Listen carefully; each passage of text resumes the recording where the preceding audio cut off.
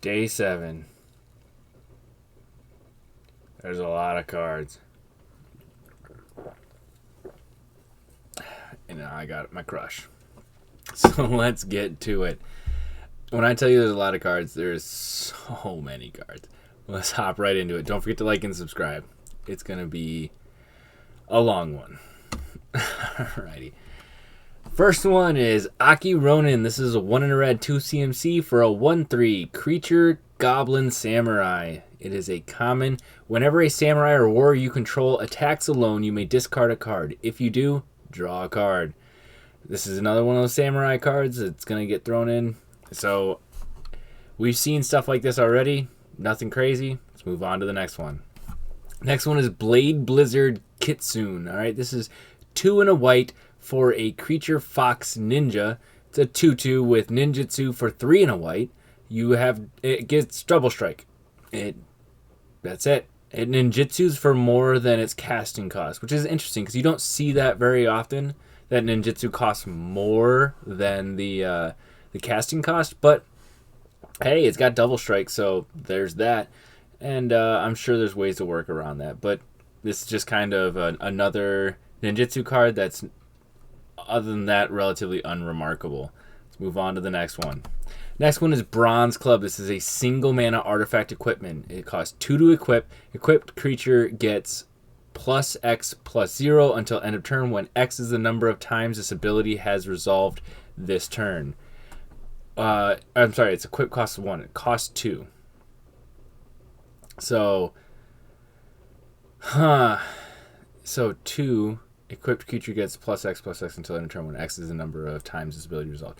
So basically, you can pay 2 to give it +1/+0. Then you can play 2 again and get +1/+0 again, like an additional +1.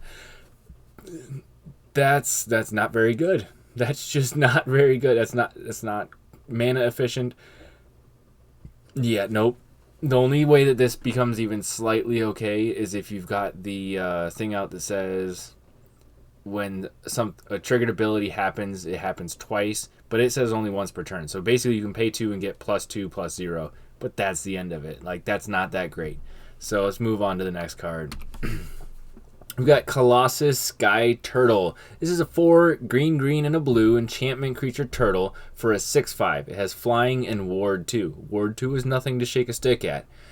Channel for 2 and a green. You can discard Colossus Sky Turtle from your hand, return target card from your graveyard to your hand.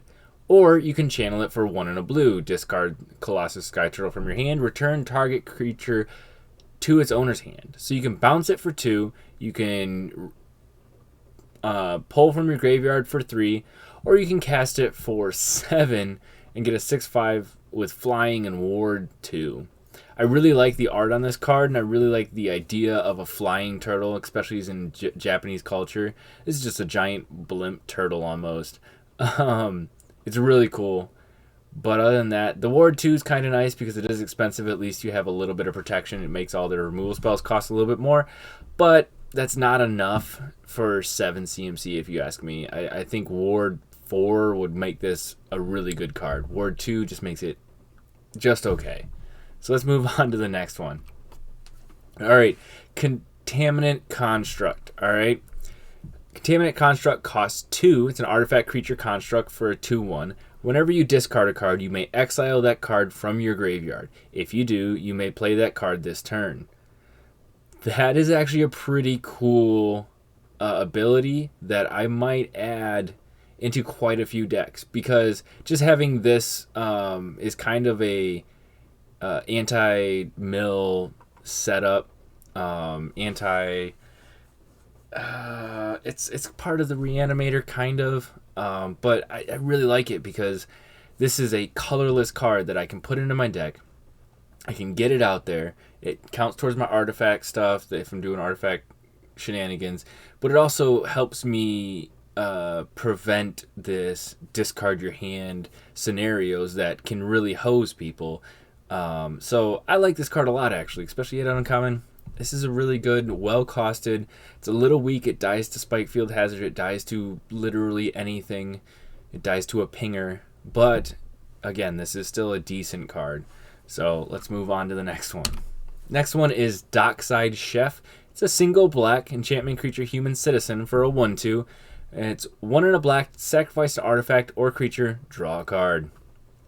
This is definitely going into my Vampire's Blood Tokens deck because now I can pay 2 and draw a card. And oh yeah, I gotta sacrifice a blood token, but I'm paying 1 and throwing away a card with a blood token, or I can sacrifice it for 2 mana, keep all my cards, and get that extra card. So I think that's a way better deal. Honestly, I'd rather pay the 1 extra mana than to discard a card most of the time.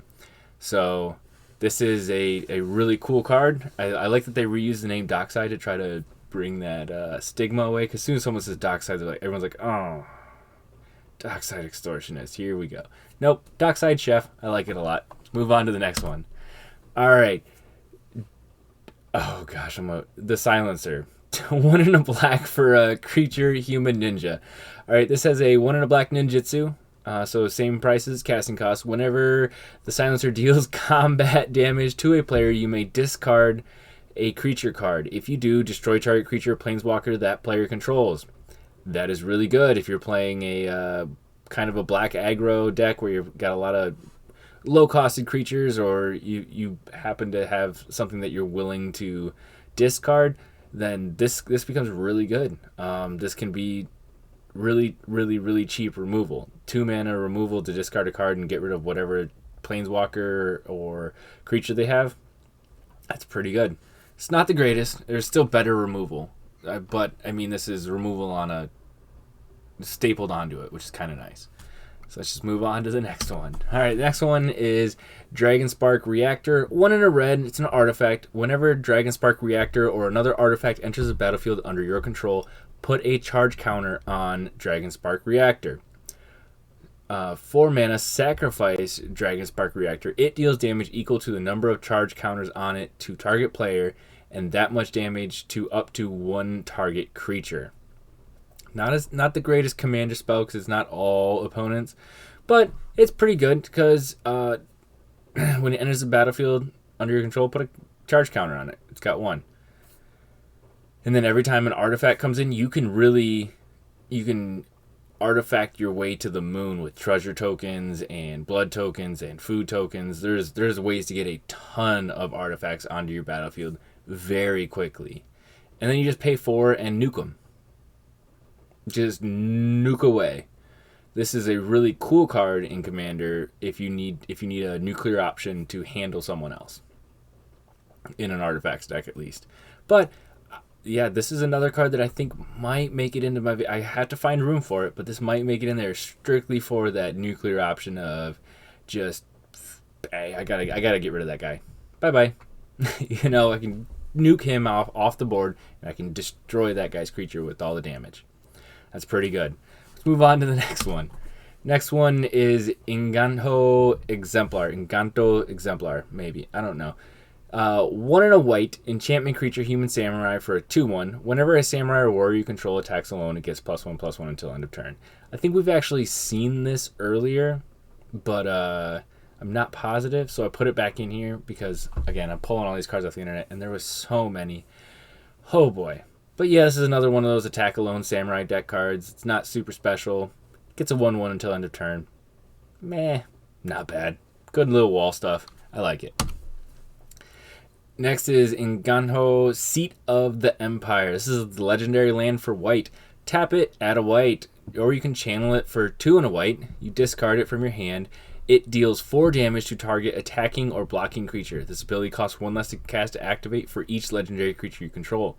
In white, there is a lot of legendary creatures. In Selesnya, there's a lot of legendary creatures.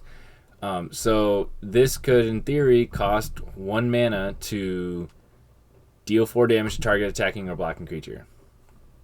I mean, at rare, as a legendary land, I'm not buying it as much. Just because 4 damage, still at a single pip cost, is not bad.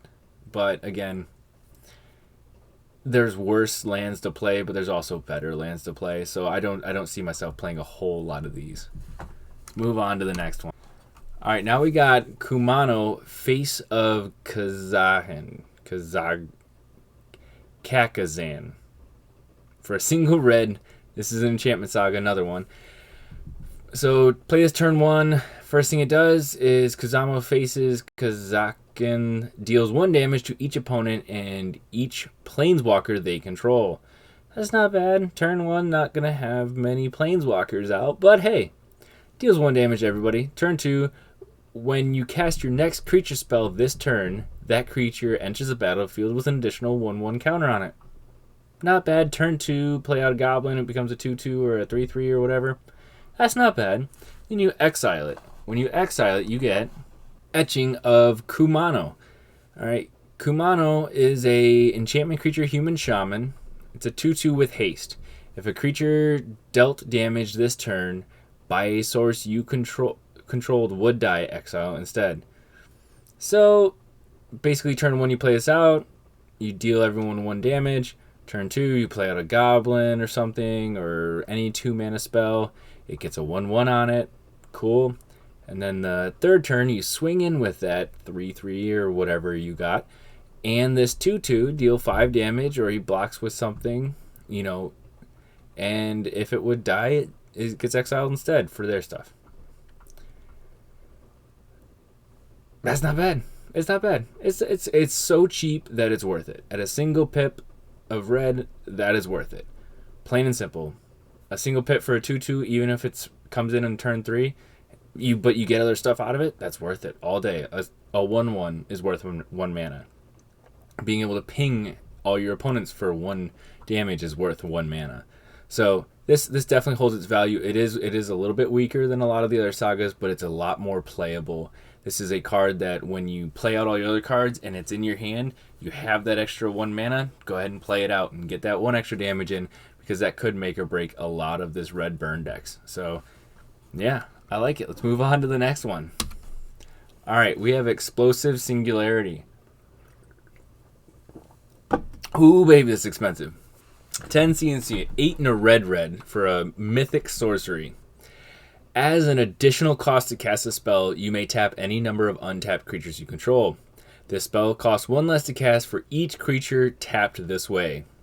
Explosive Singularity deals 10 damage to any target. So this spell was specifically made for goblins, and lots of them. You tap a whole bunch of goblins down, you pay 2 mana, you do 10 damage to a biggin, and that's just it. I mean, it's a cool card. I'm not quite sure why it's mythic, because it's a really big spell, I guess. I guess they figured because it's expensive and it does 10 damage, it should be mythic. But in reality, this is not very mythic-y sounding. I mean, this is definitely the any target part is the only reason I think that it should be rare and not uncommon. I don't think it should be mythic. But anyway, the any target is also really cool, because you can have this in hand and be getting goblins out and be pinging them down to like 10 life, you know, and then you just say, I can't attack anymore because you got too many biggins in the way. Tap them all down, 10 damage, good game. It's not even untapped GG, it's tap GG. Next card. Alrighty, next card is Flame Discharge. This is X and a red. It's for an instant, a uncommon spell. Flame Discharge deals X damage to target creature or planeswalker. If you control a modified creature as you cast the spell, it deals X plus 2 damage instead. So you gotta have something with a 1/1 on it, or an enchantment or something, some kind of aura or an equipment. And then, hey, it deals an extra 2 damage. That's not bad. That's pretty cool that if you happen to have a equipment out there on something, then bam, you get an extra 2 damage out of it. That's pretty cool. And I like that it's X and a red, not X and a red or XX red, some BS that they've been pulling, because they're like, oh, you need to split it up that way. Nope, I don't like that at all. But I do like this card. This is really good. Burn is back, baby. Red burn is back. Next card. Go Shintai of Life's Origin. This is 3 and a green for a legendary enchantment creature Shrine. All right, this is part of the Kamigawa Commander, it looks like, judging by the symbol. But Wooburg and tap, return target enchantment card from the graveyard to the battlefield. Whenever Go Shrine of Life Origin or another non-token shrine enters the battlefield under your control, create a 1/1 colorless shrine enchantment creature token. So this means that shrines are going to be a thing in the Commander set. Plain and simple. Shrines are going to be a big deal in there because you're creating 1/1 colorless shrines. That's going to be insane. Insane. Let's move on to the next one. Don't want to stick in Commander too much just yet. Go Shintai of Lost Wisdom. Now this one's from the main set. All right, this is 1 and a blue legendary enchantment creature shrine, which is really creepy looking. It's a 0/4 with flying. At the beginning of your end step, you may pay 1. When you do, target mills X cards, where X is the number of shrines you control. It's interesting that it's a 0/4 with flying. So basically, it's a wall that blocks flyers, or so basically has reach. Because, I mean, unless you have a way to boost this, which, if you remember previous videos, we've talked about, there's a shrine that gives +1/+1 counters based on the number of shrines you have. But again, this is a really cool card. I love the art. It's super creepy, but I love it. And this could be a pretty cool mill deck. Mono blues coming together nicely. So that could be hurtful, very hurtful. Mid to late game, milling them out for 15 cards per end step, or per every one of your end steps. Yep. Next one is Gravelighter. 2 and a black for a creature spirit. It's a 2/2 with flying. When Gravelighter enters the battlefield, draw a card. If a creature died this turn. So this has to be either late phase or you burn something already. You either second main phase this after you've lost a creature, some kind of token preferably, or you sack something and then play it out. Otherwise, each player sacrifices a creature. Boy, that second line right there is what makes this so much better. All right, for 3 mana, each player sacrifices a creature. If you're playing a Voltron deck, this hurts. If you're playing mono green Stompy, where all your stuff is big and all of it means something to you, this hurts. So even if this is the only creature that you have and you play it out and you sacrifice Gravelighter because they have only their Augur of Autumn out, or their even Azika's Chariot tokens, right? If they have to sacrifice one of those tokens, they can't crew that if that's all they've played, or their Old Growth Troll, which doesn't hurt as bad, but it's a solid card. Being able to make everyone in the game sacrifice, pretty nice. Let's move on to the next card. All right, Invigorating Hot Springs. This is a 1 red and a green enchantment. It's an uncommon. Invigorating Hot Spring enters the battlefield with 4 1/1 counters on it. Modified creatures you control have haste. Remove a 1/1 counter from Invigorating Hot Springs and put a 1/1 counter on target creature you control. Activate only as a sorcery and only once each turn. So this is a 4-turn put 1/1s on stuff, and everything that's modified has haste. So basically makes all of your equipments into no matter what they are, into Lightning Greaves or Swiftfoot Boots. Gives everything haste. So even your super cheap to reconfigure creatures now can give everything that you just played out haste. So that's pretty cool. And the 1/1s is just kind of flavor text almost, but I do like it. That I can be making stuff a little bit bigger, turn 3 through 7. It's not bad. It's not life changing, but it's not bad. Move on to the next card. Invoke the Ancients. This is 1 and a green. 4 greens for a sorcery. Create 2 red or 2 4/5 green spirit creature tokens. For each of them, put your choice of vigilance counters, a reach counter, or a trample counter on it.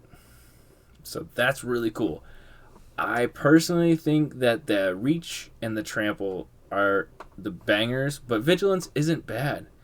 And being able to have like a vigilance and a trampler would probably be the best two to take.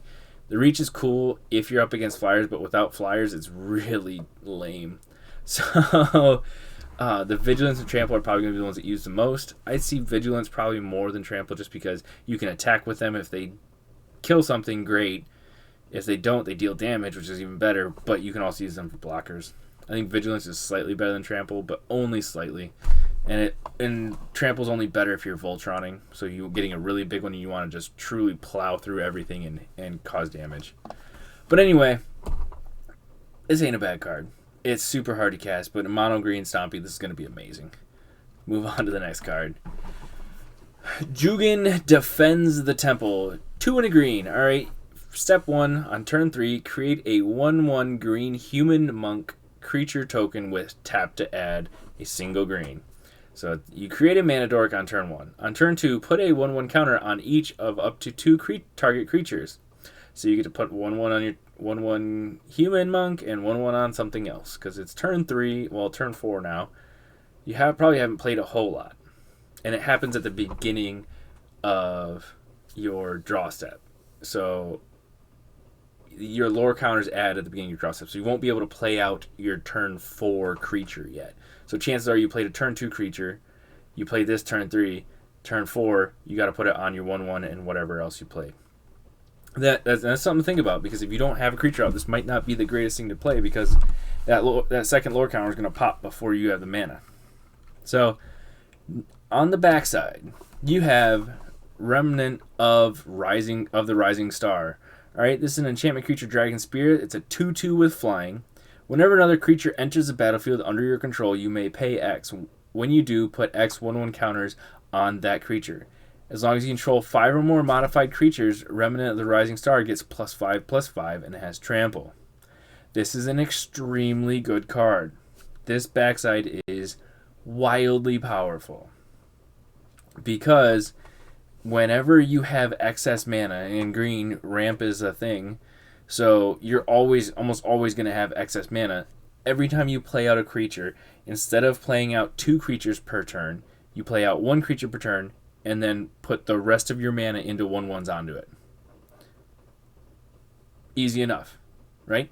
Or, if you have enough cheap ones in your hand that when it enters the battlefield you pay 1, put a 1/1 counter on it, and you can get up to 5 modified creatures on your battlefield, which you've already had 2 from the front side of this, hopefully. You get this one, you cast something, that's 3, cast 2 more little guys, now you're at 5. This becomes a 7/7 with trample and flying. This is a really good card. Really, really, really good card. And you need to watch out for it, because I think this is going to sneak up on a lot of people in the early days of the season. Let's move on to the next one. Next one is Kami of Transcendence, or Transience. Alright, 1 and a green, creature spirit. I'm terrible at reading, just so you know. It's a 2/2 with trample. Whenever you cast an enchantment spell, put a 1/1 counter on Kami of Transience. At the beginning of each end step, if an enchantment was put into your graveyard from the battlefield this turn, you may return Kami of Transience from the graveyard to your hand. So this basically says, every time you get hosed for using enchantments and your Kami of Transience died, just bring it back, cast it again. Keep on casting it, keep on getting it out there, keep making it bigger, it keeps dying, you keep bringing it back.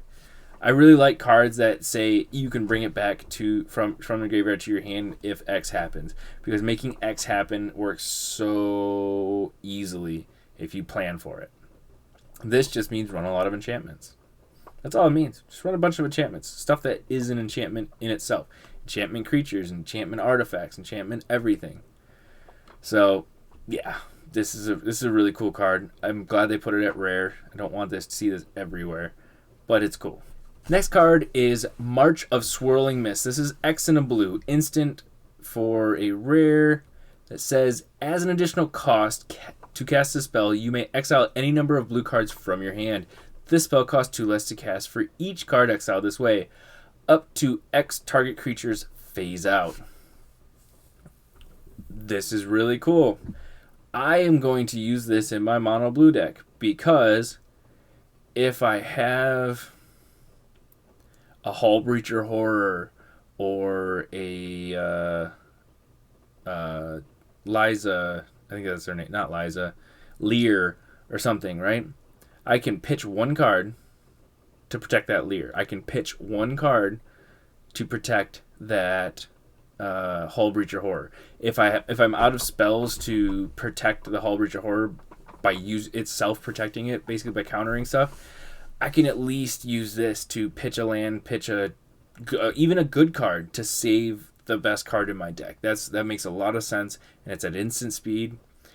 This is just a really cool card. I mean, if you have a bunch of things, I guess it's going to cost a little bit to... if you got 6 creatures. But in blue, I don't really see blue having a whole lot of creatures. So this is a really cheap save everything card, which I like. I love it, actually. It's great. Let's move on to the next one. Mukitai Ambusher. 3 and a black for an artifact creature rat ninja. It's 3 and a 2 with ninjutsu for 1 and a black. And it has lifelink. That's really cool.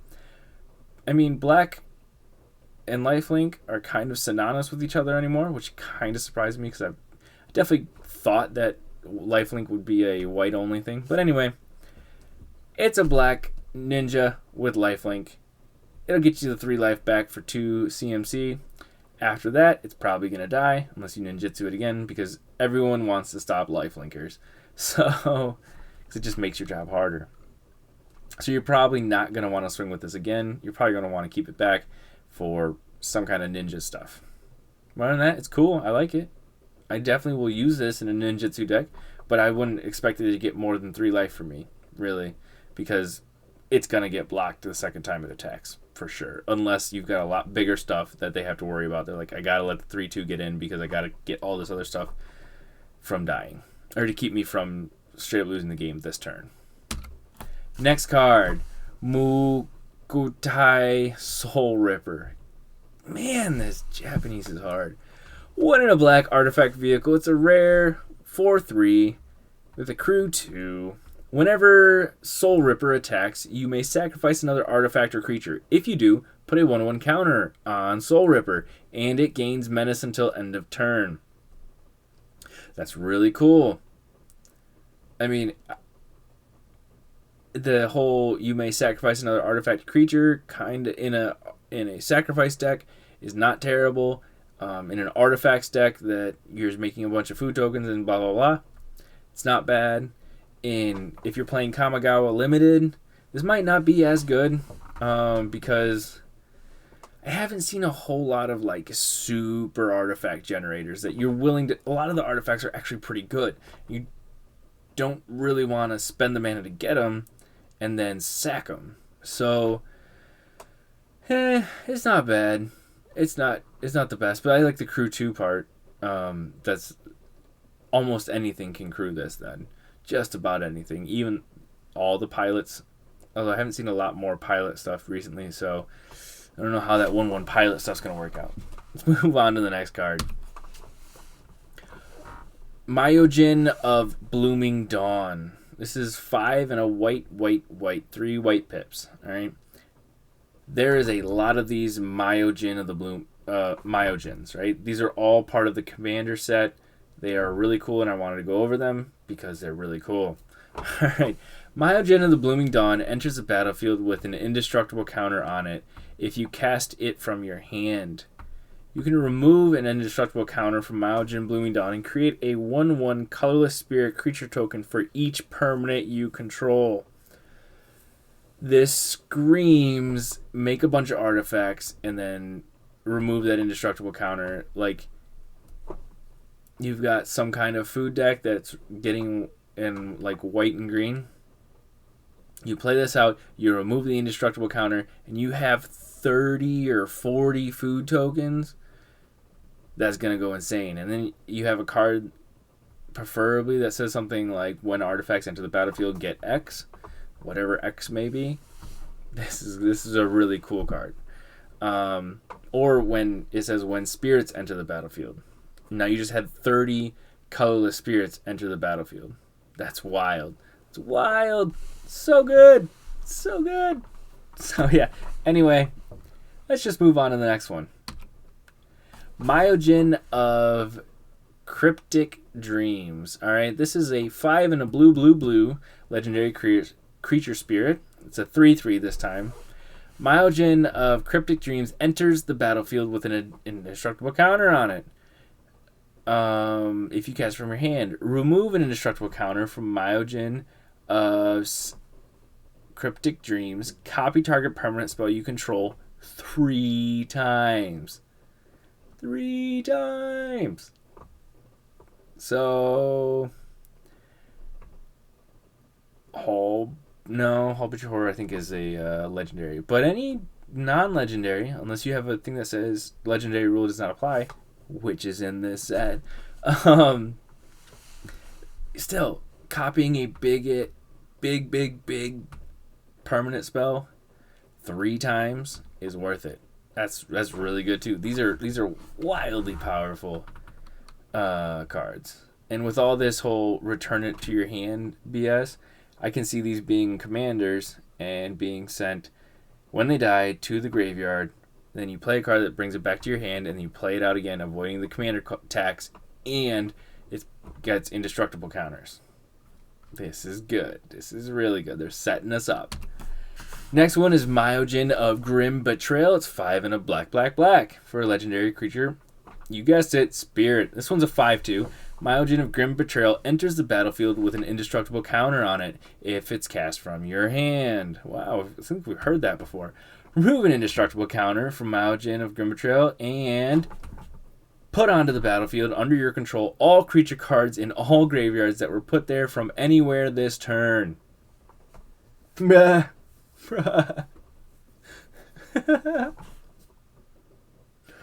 So you paid 8 CMC to get this onto the battlefield, and it has indestructible.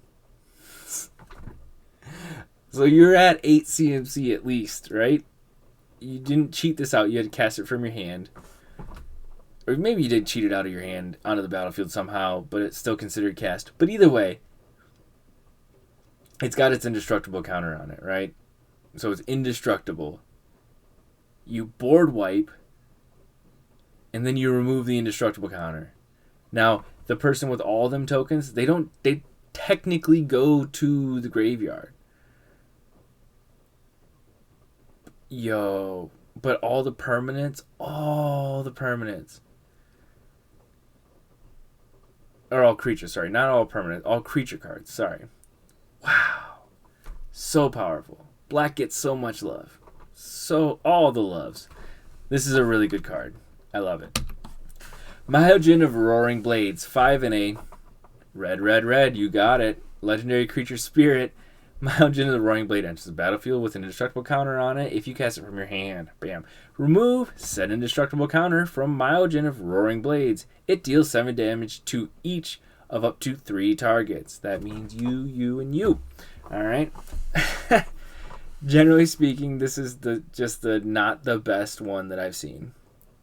The black one is way better than this. The blue one is about as good as this, probably. Maybe a little bit better. And the white one's definitely better than this. I mean, almost guaranteed better than this. Let's move on to the next one.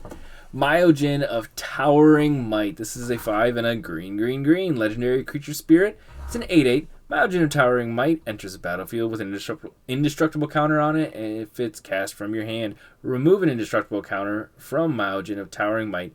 Distribute 8 1/1 counters among any number of target creatures you control, then they gain trample until end of turn. Boy, that's a lot. But that's a lot of counters. That's a lot of counters. If you got a lot of decently sized creatures and you have 1/1s on them, you make them all 8 slightly bigger creatures and you give them all trample. That's not bad. That's not bad. Or you can Voltron one thing and give it a +8/+8, I guess. That's not bad. It's a really cool card. Not the greatest, not the most powerful, but it's cool. I like it. Next one, now that we're out of the Myogens, this is Ogre Head Helmet. Alright, this is 1 and a red for an artifact creature equipment rogue for a 2/2. Equipped creature gets +2/+2. Whenever Ogre Head Helmet or equipped creature deals damage to a player, you may sacrifice that creature. If you do, discard your hand, then draw 3 cards. Reconfigure for 3. It's a very interesting text because not often are you going to want to discard your hand, but in red, you often want to discard your empty hand. So when you're playing red, the biggest issue a lot of times is you're just playing out the cards too fast. You're really trying to be as aggro as possible and getting everything out and just vomiting all of these cards onto the table, and you don't have any cards, and you're just playing top deck. So with this, you can equip it, or you can reconfigure it, not equip because it's reconfigure. You can reconfigure it onto a creature, attack. If you get damage, you can discard your now empty hand because you played out the last land or the last burn spell that you had in your hand. You discard your empty hand, so you don't actually discard anything, and you get to draw 3 cards. That's really good. And if you get the wrong answers in your hand, next turn when you attack again, now you can discard those cards and get them back and get new cards in your hand. Refresh your deck. That's not bad at all either. So I like this a lot, especially at its cost. At 2 mana, it's not bad. Reconfigures 3, it's a little more expensive, but it's not the worst reconfigure cost that we've seen. And what it does is worth 3. It's worth the reconfigure of 3 to be able to get what you get out of it. And you technically don't need it to... if you are able to vomit out your hand quickly enough, this is turn 3, swing in for 2. If you're able to get all that stuff out, and most of it out by turn 3, which is 3 lands, you draw into, played this and 1 or 2 other cards, you might be close. You might be close at that point as soon as you hit with it. So this turn or next turn, you'll be hurting for cards more than likely if you mulligan correctly. So let's move on to the next one. Rabbit Battery. Really cool art. It kind of looks like the rabbit's has got a hand up his, yeah. But anyway, it's a single red for an artifact creature equipment rabbit. It's a 1/1. Has haste. Equipped creature gets +1/+1 and has haste, but then it reconfigures for a single mana. This is really cool. This is Swiftfoot Boots, but for red. It's a single mana to reconfigure it. It costs a single mana, and you get a 1/1. And it gets haste. Like, this is kind of cool. This is kind of really cool. Being able to give stuff haste for a single mana is not a terrible thing. So, you play it out turn 1-ish. You swing in turn 1, get 1 mana in. Turn 2, you play out your other creature. If it's a single mana, you can reconfigure this over. If not, turn 3, you can play another 2 mana thing. Reconfigure this over to that. Now you can attack with all 3. Yeah, this is just really cool. You can keep bouncing it around for a single mana. That's not bad. Move on to the next card. Reassembling Automation. I hate when this stuff sounds like it's redundant. Reassembling Automation. Anyway, 2 mana for a 1/1 artifact creature construct. It has Ward 2. Whenever you cast an artifact spell, put a 1/1 counter on Reassembling Automation. That's a really cool thing. It's just a growing artifact creature. That's cool. That's cool. I mean, the Ward 2 is kind of a flavor texty, but it protects it early, which is not bad. And if you're really leaning into that artifacts deck, this is just a good card to put in there. This is one that I would think about long and hard to put in there because it's not bad. It's just not bad. It's not the greatest, but it's not bad. Let's move on to the next one. Ryozan Azari Commander. This is 1 and a red-white legendary creature human samurai with haste. It's a 3/3. Whenever Azari Commander deals combat damage to a player, if it doesn't have an indestructible counter on it, put an indestructible counter on it. Whenever combat damage is dealt to you, remove an indestructible counter from Ryozan. So the goal with Ryozan is to play this turn 3, hit him, get indestructible on Ryozan and then block with Ryozan at all times. No matter what. Try to just keep them from dealing combat damage to you. As long as you can do that, she will have indestructible and haste for the rest of the game. As long as you can prevent her from getting... As long as you can prevent them from getting combat, specifically combat damage. Not ping damage, combat damage in. Yeah. I like this card a lot. I think this is going to be abusable. Very much so. The only downside is that you need to find a way to untap her. Because if you get her in turn 3 and you attack, it doesn't have vigilance. You have a way to give her vigilance, that'd be really cool. Really, really cool. But anyway, next card. Ruthless Technomancer for 3 and a black. This is another commander card. Creature Human Wizard for 2/4.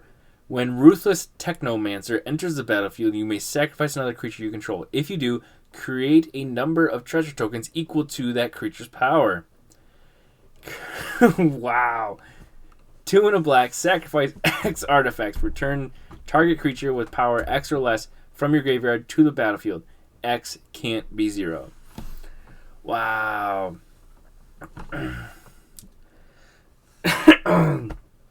This is playing right into that red Saga that says steal an opponent's creature.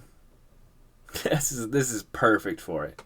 So you play out that Saga, you steal your opponent's creature, then you play this out, and you sacrifice it, and you get a bunch of treasure tokens off of it. You know. And then you can pay 3 and sacrifice those artifacts and return target creature card with power X or less from your graveyard. That's not bad either. That's pretty cool.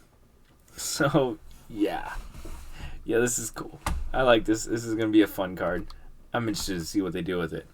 Next is Seismic Wave. It's 2 and a red for an instant. Seismic Wave deals 2 damage to any target and 1 damage to each non-artifact creature target opponent controls. Let me read that again. Seismic Wave deals 2 damage to any target and 1 damage to each non-artifact creature target opponent controls. So, the idea with Seismic Wave is that you target that 2 damage at an artifact creature and then deal 1 damage. This is to everything else that's not an artifact creature. So that's pretty cool. I'm not overly impressed by it, but it could mean something. It's a good 1 mana sweeper per se.